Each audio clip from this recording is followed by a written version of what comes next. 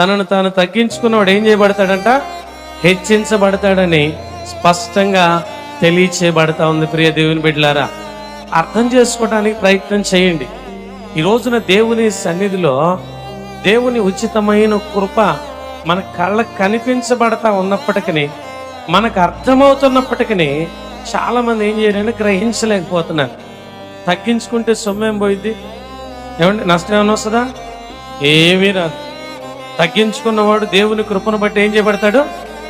హెచ్చించబడుతూ ఉంటాడు. అలా హెచ్చించబడే అనుభవంలో, అది దేవుని చేత హెచ్చించబడే అనుభవంలోనికి నీవు నేను రావాలి. అలా తగ్గించుకున్నందుకే ఏం చేయబడిందంట?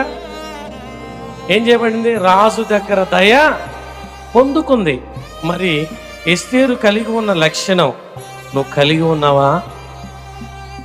నువ్వు కలిగి ఉన్నావా?